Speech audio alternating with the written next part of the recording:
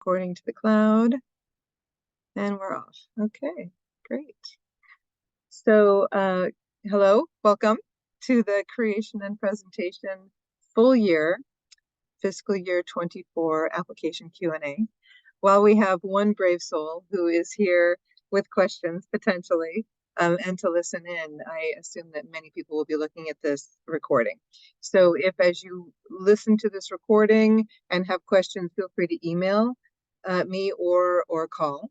And my email and phone number are on the website and in the guidelines and all that good stuff. Karen Geschko, I'm the Assistant Director at the Wisconsin Arts Board, and with me from the Wisconsin Arts Board also is Dale Johnson. I'm a Grants and Information Specialist here on staff at the Arts Board. Thank you, Dale. Dale is also the person who will be doing a lot of the back work and sharing screens and all that good stuff. And invisible to us, but Caitlin, I will call you out because you may be engaged at some point in this recording, is Caitlin Burrell, who's our Folk and Traditional Arts Coordinator and very savvy in the world of Smart Simple, which is our online database and application system. And since we have one person here whose name actually is not Sandy Madden, I'll go ahead and ask you to introduce yourself, and then we can just see if there's a burning question and we'll jump in. Yeah, well, good afternoon. I'm Lori Youngst. I currently and continue to serve on our board of directors here at the Campanile Center for the Arts up in Minocqua. And I actually stood in while Sandy couldn't stand up back in January. And have continued to provide some support while she is in search of a general manager. So happy to continue to serve, and now being asked to complete the application. Just interested in learning more. So no burning questions at this moment? None. All right, great. Welcome, Ben. I'm just taking some burning questions, if there are any, before we just jump in and start moving through the application, the full year application. Welcome. Much, Karen. Thank you. You're welcome. If you don't have any burning questions, I'm going to have Dale start sharing his screen. No, please dive in. Thank you. Okay, sure. Great. All right. Thank you, Dale. So this is the walkthrough of the application for creation and presentation. Full year this year are, as we cycle through the 4 years, this year presenting organizations are the full year applicants. And so we'll be going through the presenting organizations first. We always, every year, have a handful of off-discipline people who are coming in for the first time, and you are welcome too. And so when we're done going through the presenting application form, it's the same as the form for everyone, except that the other organizations, the other disciplines, also have a tab for work samples. And so we will talk about that at the very end, since the presenters don't have to deal with that particular piece. Their work sample is their season brochure from last year and the current year. So that's how we handle that. All right, so Dale, thank you for sharing your screen. You want to tell people what they're seeing right here? Yeah, once you log in, this is the dashboard screen that you see, and you will find your application here in this upper area. It's going to be one of the in-progress items. The Cat Farm is a very active applicant, so we have more than one, but you'll probably just have the one there, the Creation and Presentation Program, in draft status. So you just open it up and away you go. And I will just say, for those of you who may not know how to get here or who don't know the login piece, we have on the Wisconsin Arts Board YouTube channel, there is a video on how to register and or how to access your dashboard there. So we're not going to spend time on that right now. Most of you already know how to do that. All righty. So once you log in and choose and open your draft, this is what you see. You have the ability, if you'd like, to click on that purple button that says Application Summary, and you can see what this looks like in PDF form. But most of you would just work through the oh, thanks, Dale. Yeah. So, and as you scroll down, there's a remarkable amount of white space really on the PDF. I'm not quite sure how that works, but that's all right. And then most of you, as we close that PDF off, will just be working on the tabs. And so the first tab that you'll see is the applicant information tab. Most of this is filled out already because it pulls from your organizational profile. Can we take a minute, Dale, and let people know how to update their organizational profile if they want to update their mission statement or add something to the history of the organization or something like that? Sure. Yeah, that information that comes forward here is largely from the profile, which you can access here. In the upper right-hand corner, you'll see a little circular icon. I think it just takes the initial of the primary contact. So if you click that and choose Organization Profile, you will be taken to the place where you can edit that information. Great. And always save at the bottom of the page, please. Always save. Yes, always be Okay, safe. great. Okay, thank you, Dale. Alrighty, so once you've updated, if you need to do that, then you're going to scroll down to the bottom of that applicant information tab and just update a few things. Again, you'll reiterate the director's name for the organization, who may or may not be the contact person for this. What is the select one drop-down menu there? I'm so sorry, Dale. Can you scroll up just a tiny bit? Yep, actually go scroll up to where they begin filling in stuff here. Okay, yeah, great. So organization discipline, most of you are going to be clicking multidiscipline for if you're a presenting organization, and that's at the very bottom, number 14. For those of you who are not presenters and who are filling this out, you'll choose your discipline and stick that in there. And then we have the artist subcategory. What we're talking about here, again, presenters, you pay your artists, so you will all just choose paid. Those of you who are coming in from other disciplines, this is where you tell us whether the artists that you engage with your work are artists that you pay. So I'm talking not about us. If you're a theater organization, I'm not talking about the artistic director. I'm talking about the actors, the set designers, those folks. If you have a mix, then you can click on paid artists and then explain that a little bit more in the narrative. Alrighty, but for presenting organizations, you're going to choose paid artists. You're going to put your director's name, phone, email, all that great stuff. And then you are going to let us know that you are current with your license to fundraise in the state of Wisconsin. And if you're not sure, you can go onto that link that we provide and find out. I believe there's a listing of those who are. So we assume that you're a yes on that. And if you're not, please become a yes as soon as possible and before the deadline. And again, if possible, then we're looking at the community description piece. So just a word of explanation on this. We ask for your demographics elsewhere in this application.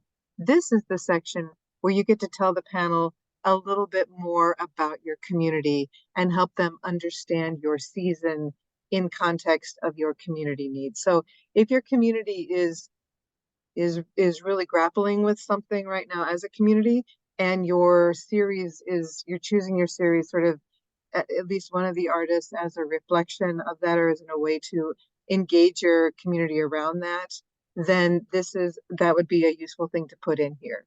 Or if your community is growing by leaps and bounds recently or shrinking or whatever. Again, this is your place to tell the story of your community in a way other than the demographics and in a way that doesn't take up space from your 3 to 5 to 6 pages worth of narrative. If you want to save that real estate for other stuff, this is a way to talk about your community there. And provide the panel, which is made up of 5 people pulled from around the state and region who will be reviewing these applications. So you can tell them a little bit more about you here. And then the link to the census information for your city or county. You'll put that here and you can find that by clicking on that link. All right, thanks.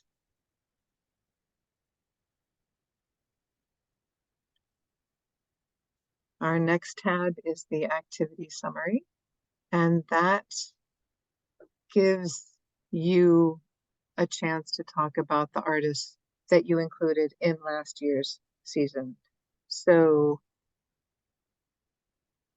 again, we have language here. If you're not a presenter, but a visual artist or visual arts organization or whatever, um, you can put that number there as well for your last year's worth of activities, essentially, where you engaged artists. And these are artists that are volunteer as well as paid, depending on your organization. Presenters, these are the paid artists.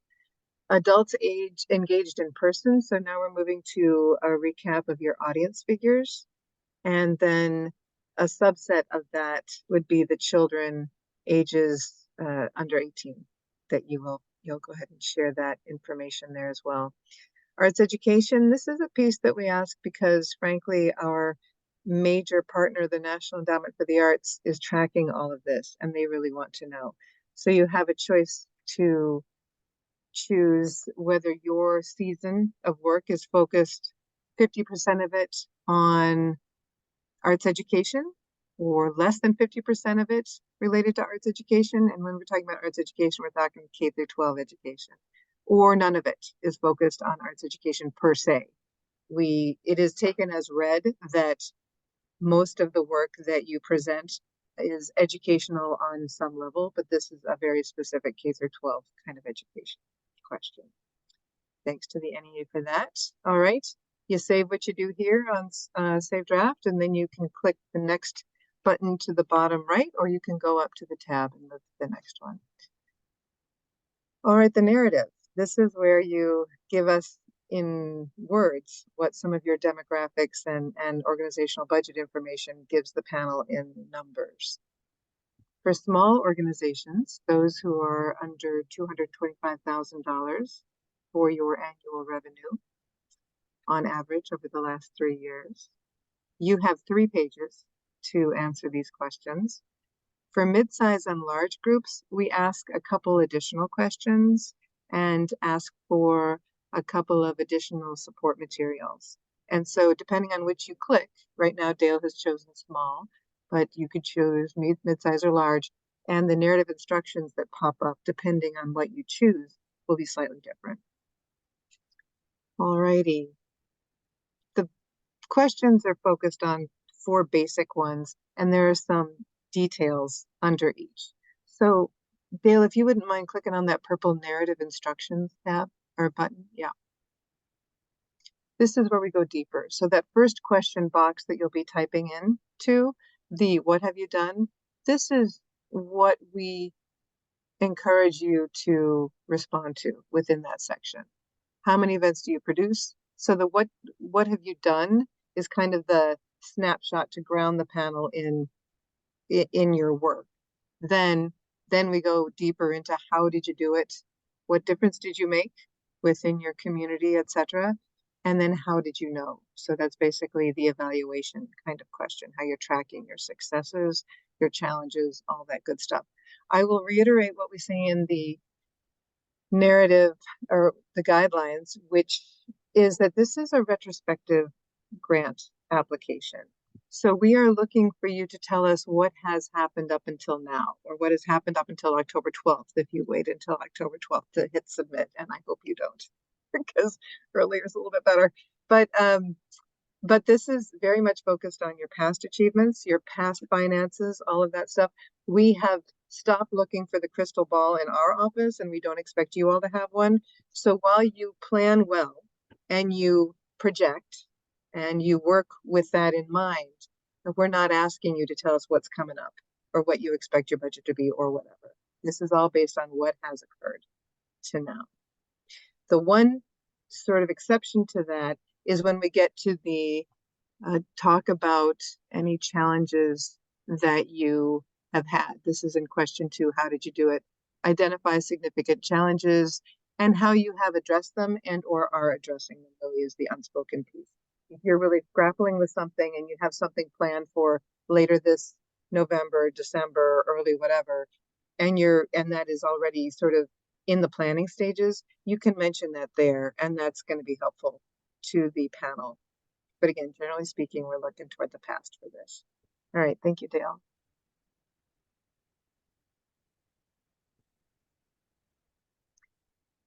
And we do ask you to track the numbers. We give you the limit, the word limit for each of these, and then we ask you to just say yes. We did manage to say all of this in 3 pages or 5 pages or 6 pages. So thank you for that. That's important. The next is the budget. And the budget tab really is another kind of unusual piece of this particular application. We're not asking you to give us a specific dollar amount of requests. We are asking you to tell us what your budget has been, and then we run a formula. And from that formula, the grant award amounts are generated based on a bunch of things that I'm happy to talk to you about at a different time. Right now, the budget is focused on your annual revenue, essentially, although we're looking for the whole thing. So first of all, you tell us when, if you're on a calendar year, fiscal year, or if your fiscal year starts at a different month and ends on a different month. This is your place to tell us that, where your fiscal year begins and ends. And then you click on that Edit Operating Budget button. And this is where you tell us a few more details. The most recently completed fiscal year, if you're on a calendar year, is going to be 2022. If you're on a different, so the state is on a July 1st through June 30th fiscal year. And that means that right now we are in fiscal year 24. Our most recently completed fiscal year is FY23. It ended in June. We have those numbers, although we don't have a 990 for them, but we have those numbers, so we can provide those to the NEA and others. We ask you to give us numbers that you have sort of finalized and they are official, and you've turned them into the IRS. So we look for the 990 for your most recently completed fiscal year that has a 990. All of which is to say, if your most recently completed fiscal year was FY23, but you don't have your 990 yet, then we're going to, for that year, we're going to ask you to put most recently completed fiscal year FY2022. And then we're going to ask, as one of the support materials, for you to upload that IRS 990 for FY22. If you don't have your FY22, please let me know, and why there's been a delay. But then you'd be putting in your FY21 numbers, and then the one before that, and then the year before that. So we're looking for, again, 3 years worth of numbers here for your revenue, for your expenses, and for those of you who track in-kind contributions, please put that in there too. This is a way for you to help the panel understand how your community supports you in ways other than just dollars. So, although just dollars are great. So that's why we have that column too. All right, thank you, Dale. Alrighty, and then we will generate the average revenue there. So that's not something that you have to worry about. Explain how any surplus or debt came to be. So if from one year to the next, your numbers jump really large or drop really significantly, and given the fact that you are reporting on a period that included a global pandemic, we anticipate that that will be the case. Just put something here in the line that says what was going on or whatever else was going on. And that will be really helpful to the panel too. Alrighty, I'm going to pause for a second because we have 2 stalwart souls on this call that may or may not have questions. So I just want to see if you 2 have any questions or if I can just keep going here. No questions. Thank you. Thanks, Karen. That's helpful. I appreciate the pause. So far, everything's making sense and it's very helpful. Okay, great. Thank you. I'm good too. Thanks. Oh, hey, we've been joined. Hello, thank you, Linnea. We have 3 intrepid souls on this call. Thank you very much for coming in. Okay, great. Then let us move to board and staff. The joy of screen sharing and trying to track this on the line, not my superpower. Alrighty, board and staff is where you help the panel see that you are an organization that includes voices from the community that you serve, etc. So click on the edit board members there, and this will give you a chance to start off by clicking that plus sign. Then you give the name of the board member, what they do for a living or where they spend the primary amount of their time, whether it's a job or not, the city that they are from, and what their arts interest / affiliation is. So presenting, maybe you may have some people who are most interested in theater or most interested in music or most interested in multidisciplinary arts, and just leave it at that. If they're affiliated with an arts organization specifically, this is a good place to put that. And then the number of years that they have served on the board. If you have more than 15 board members, then please go ahead and on that last line say that we have 7 additional board members and the full board list is on our board or something, or on our website or something like that there. We wish that it would fill in from year to year. I don't think it does it, Dale? Yeah, no. So that's a fair amount of work that we ask you to do here. So thank you for that. Alrighty, after the board members. Then the question is, do you pay a staff or more than one staff member? Or are you all volunteer? And then this is a new question. And it's come up because we've found that some of the smaller arts organizations have board members that they pay to do specific tasks within the organization, but not for their board work. So this is a way for us to track that. That's not, the best practice has been understood to be you don't pay your board members. But we're finding that, in fact, in this day and age, we need to rethink that. And our understanding of that is a best practice in some instances and with some communities. And so this new question that we ask, most of you will say no, and that's great. And those of you who say yes, that's great. Just please explain a little bit more about that in the box that will appear below if you choose yes. Yes, thank you, Dale. All right, and then the list of paid or equivalent administrative staff. So those who are all volunteer organizations, please put the names. Go ahead and click that plus sign there, thank you. And then the area, the name of the volunteer that's basically acting as unpaid staff, and then what they do. And then for those of you who have paid staff, this is, again, the potential for a long list. If you have more than, let's say, 10 staff people, generally speaking, that's when people get writer's cramp, then go ahead and put, we have, X number of additional staff members, please see the attached list. And you can just put that right in there. And then that will be a list that you upload in the support materials section later on that we'll get to. All right, thank you, Dale. Okay. Accessibility. This tab focuses on not only how you get the word out to your community and the public about what you're doing, so how accessible you make your programs and all of that. It also focuses on accessibility in terms of people with disabilities. And so we have kind of a bifurcated section here. That the first is, how do you let people know? What are you doing in terms of your marketing? Where do the majority of your organization's activities occur? And that is, you're going to just basically say, if you're a presenting organization, within your facility. If you're from another discipline, and this is an unclear question, please go ahead and ask me. But generally speaking, it's pretty straightforward. Referencing the census information link that's part of your organizational profile that we looked at earlier, please reiterate sort of here the percentage of people in your community who are noted within that census to have a disability. And then that will help the panel kind of understand the work that you do in terms of accessibility against that number.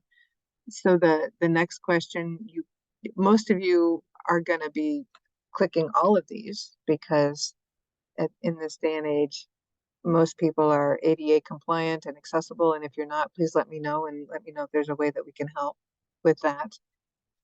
And then that provide more information on the above in case there's something there that you want to explain a little bit more or celebrate a little bit more or whatever. And then we talk about the programs. So that first is the facilities. This is the programs. If you provide sign language interpreters, if you engage audio description services, if you have something with lower lighting and that kind of thing to help people on the autism spectrum, et cetera, et cetera. If you have ways to make the work, make your programs even more accessible in ways that we're not talking about here, please go ahead and put that down and share that. Again, one of the reasons to do this is that we can collect some best practices and some things that you're doing that are great, and we can celebrate those and share them with others who are looking for ways to more deeply engage people with disabilities in their communities. Alrighty, saving that draft. We go to support materials, and this is the portion where you're going to upload a bunch of stuff. So the first are those 990s that we talked about. And if you received a CNP grant last year, then you're going to click yes. And you're going to go ahead and upload the financial documentation that we ask there. And it's basically 1 year's worth of 990s because we will have had your prior years of 990s in last year's application, right? If you click no, then you're going to get a different set of instructions. And it's going to say, please give us 3 years of 990s and all that good stuff. And if you're a tiny organization that doesn't, tiny, I am so sorry, that 50,000 is not tiny. So if you are an organization that the IRS considers small enough to not have to do a full-on 990, then, and you just do a postcard, that's not going to be very helpful for the panel. So we're going to ask you to instead upload a document, Excel, Word, whatever works for you, that is your working organization's budget from the last 3 years that includes your total revenue and your total expenses. And again, really happy to help if you have questions related to that, just email or call. Alrighty, the next is, yeah, and then these are where you're going to be uploading that. Just so what happens when you drop the files here or browse the files, Dale? Could you kind of click on that and just, yep, it's going to pull you into your system, and then you're going to, most of you will have uploaded documents from your system before. If you haven't, we're here to help. And when I say we, I mean Dale. I should be able to help as well. So there's that piece. And then, thank you. Oh, okay, gotcha. And then the key artistic and administrative personnel bios. So this is basically your chance to give some short paragraphs of your key staff or volunteers that are keeping this organization of yours running and moving and all of that good stuff. We're not looking for the bios of the artists that you're presenting or have presented. We're looking for your staff at the moment. Most recent and current season of exhibit/exhibit brochures. So again, last year's season brochure, if you've done that, or if you didn't do a season brochure, but in fact did a series of singles, you get to upload a few more. Because what we want is the panel to see what it is that you did last year, and then what it is that you're doing currently. So your current season brochure, or at least your current up until now programs. Again, if you're doing sort of one at a time. Depending on the size of your organization, your answer will be different on that. Letter of commitment from significant partner organizations. So you have partners all over the community that are really important to your work, and we get that. What we're looking for here, though, is a partner that is so significant, and not a funder, but a partner that is so significant that without them, it would be really hard to do what you're doing. So if you're a school-attached PAC, for example, then you're going to have that. Your key partner is going to be the school itself. And so that would be an example of a significant partner that you would want to include here. If you have any questions related to that, please let me know as you get into that piece of it. Organizational plan is the next thing to upload. This is really important too. And depending on your organization, that organizational plan will look different.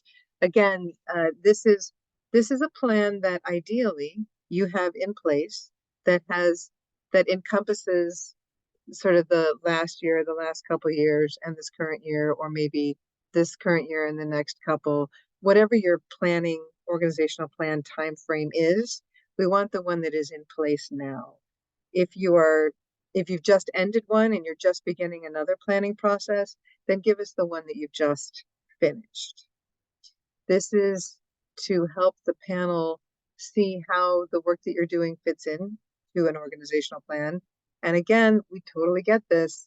This period of time encompasses a global pandemic. So whatever plans we thought we might have in 2019 or even early 2020, that plan will have changed. It will have shifted.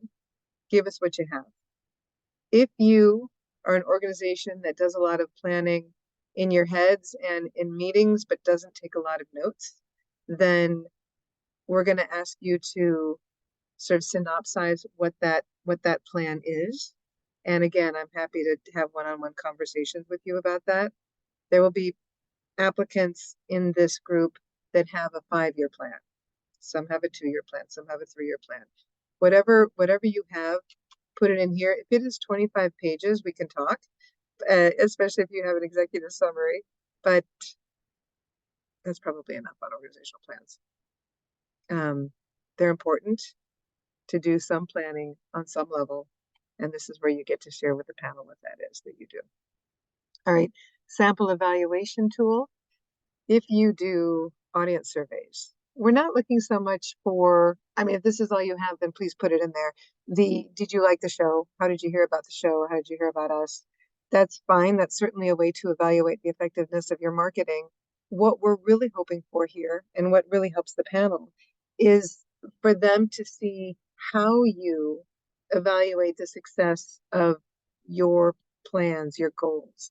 If you want to engage different parts of your community that don't generally come through your doors, or to whom you don't generally bring programs, how do you know whether you've done that?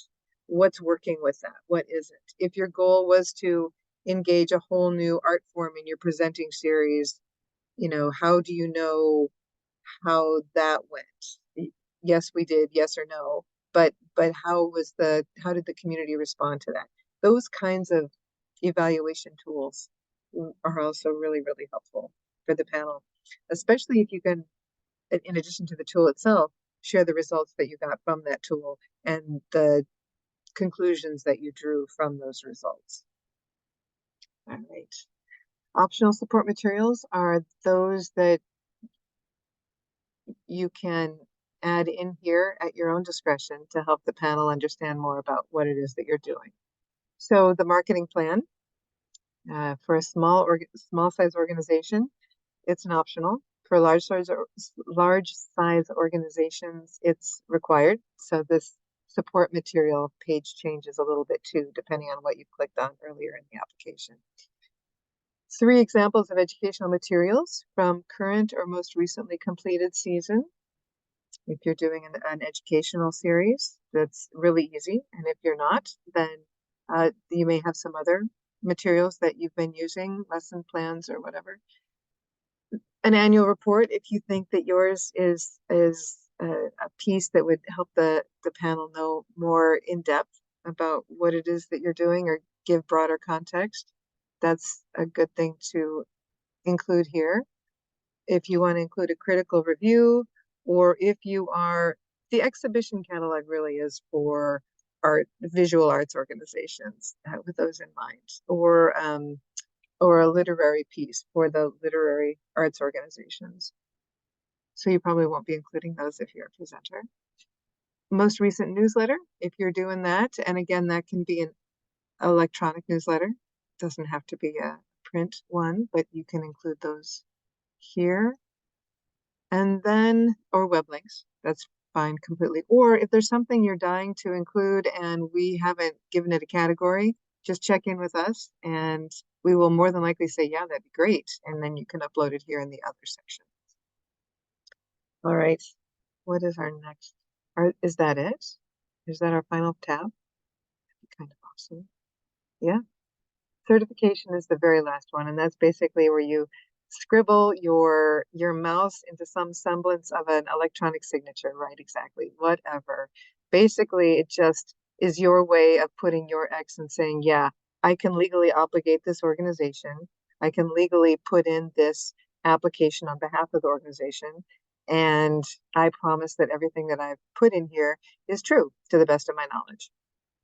And you're going to give the name of the person filling it out, the title, and that ought to do it. And then the date, of course. Yeah. And then when you're all ready and everything is done and you save the drafts and you're ready to submit, you click submit. And the world does not end if the next day you say, oh my gosh, wait a minute, I forgot, as long as you're not, on the deadline. Once you submit on the October 12th deadline, we need that to be it. So that's going to be the final. But if you submit early and then realize that you forgot something, the world will not end. We will, in fact, say, okay, we'll open that back up for you. We hope not to do that very often. But if there's an emergency or something, we are here for you. All right. I think that's it. Thank you, Dale, for doing all that sharing. Let's go into, wait, I'll pause for a second just to see if there are any questions of those online. And then Dale, we're going to go back in and look at that work sample tab as well for the organizations that are not presenting, but who are coming in as first-time applicants in other disciplines, okay? Okay, it'll just take me a minute to Yeah. Thank you. check it out. All right. So for the three folks on the call who may have some questions in real time, what questions do you have, if any?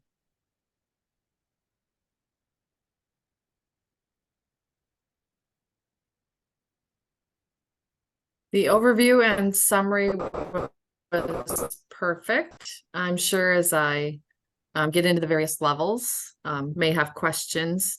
Are there, other than our own organization examples, sort of history of, is there a source that I can go to maybe look at other applications of organizations similar size, just to get, for context and insight of other applicants previous? I mean, there really isn't. I could certainly connect you in if you wanted to do that. It's all public information. But generally speaking, I have found that the most helpful thing for folks is to take a listen to last year's, or the 4 years ago in this case, panel for presenters, to just hear what the panel said, what strengths they saw, what challenges they saw, what they focused on, the insights that you get from just simply listening to that process, and better yet, jumping on the call and being an anonymous observer as we live stream this upcoming panel on YouTube. That's something else that I will encourage you all to do. That's helpful. Thank you. Yeah, certainly. Ben, Linnea, anything? Sure, I've got a question. So I'm reasonably new at the organization here at Sharon Lynn Wilson Center, and we have somebody who has been working with us in terms of preparing our grants, and we've written in the past. My question is, has the process changed significantly this year from previous years, or is this fairly similar to what we've seen in previous years? So this is an unusual program in that it's a 4-year cycle. So what you're doing as a presenting organization is coming in with a full year application this year. Next year, it'll be interim. The year after that, it'll be interim. The year after that will be interim, which is a much simpler, kind of straightforward, one-pager-ish thing. Got it. And then in 4 years, you will come in with another full year application. So if you're going to look at last year's, it is going to look different because interim years provide different kinds of information. Great. That's helpful. Thank you. Sure. Yeah.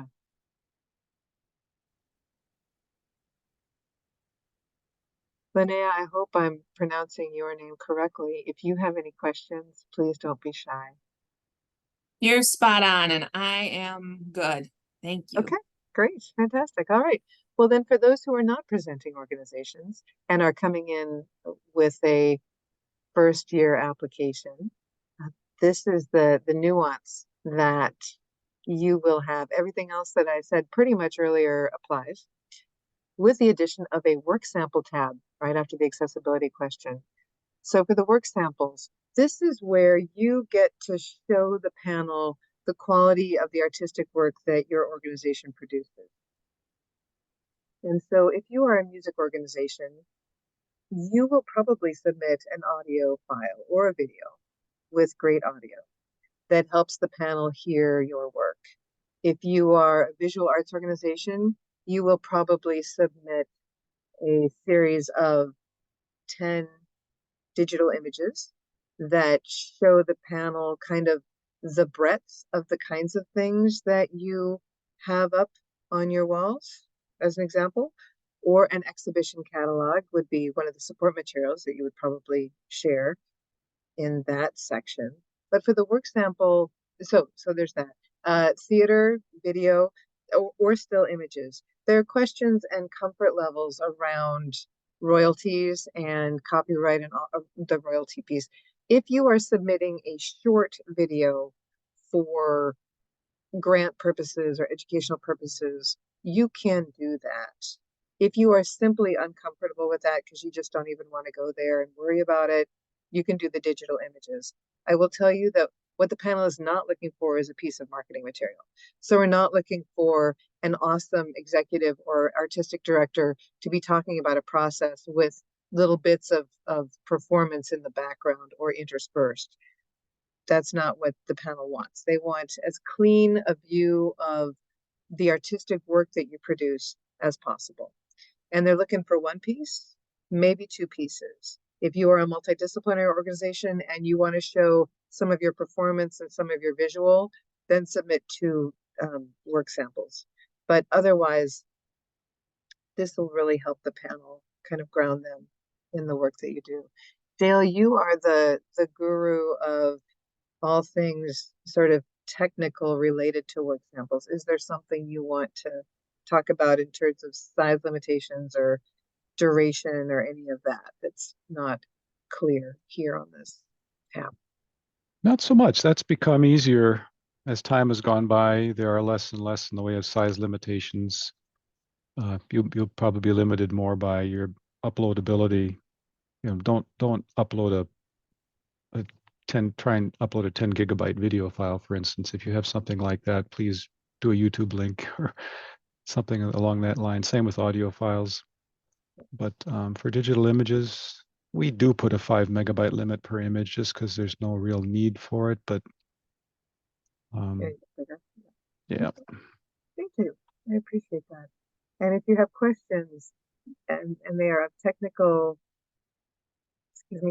nature related to sort of the Smart Simple application form or whatever, you will more than likely hear Dale's calming, wonderful voice picking up the phone or whatever if you choose to call in. He's our application form and Smart Simple guy. I tend to be more focused on the programmatic narrative questions, but I'm happy to try my hand on the technical questions as well. So with that, the information is in the mix in many different places, but again, I'm Karen Geschko. I'm the assistant director here at the Arts Board, and my phone number is 608-267-2026. And my email is my name. So Karen, Karen, GOESCHKO @wisconsin.gov. So yes, you can find us all here. And I am super happy to answer questions and emails as quickly as I can. And sometimes that takes a little bit longer than I would like. We are really responsive if we can get those questions and have time to think about them before the week of the deadline. So I would encourage you all to get those questions to me as soon as you can. Also, I'm very willing, especially for new applicants, but for anybody, to take a look at a draft of your narrative if you would like to share that with me. We're asking for kind of a 2-week lead time out of the deadline, so toward the end of September. If you'd like me to look at that with any semblance of ability to process and think carefully about my responses. So please get those to me if you'd like me to take a look at those before the end of September. And I think we have a timeline in the guidelines related to that too. I will finish by saying that this is the Arts Board's 50th anniversary. So we're excited about that. Thank you for those who have engaged in the celebration already in various ways. We're going to be holding a series of regional celebrations around the state over the course of the coming year. And so we will let you know when we're in your region. But yeah, that's also adding to the excitement of this year. So again, sort of the more time that you can give me, the more likely it is that I will give you a really thoughtful response. All right. Any other questions before we say thank you so much for sticking it out for the duration here, and we send you on your way. Okay. Great. Take care. Thanks for jumping on live. Thank you. You bet. Bye.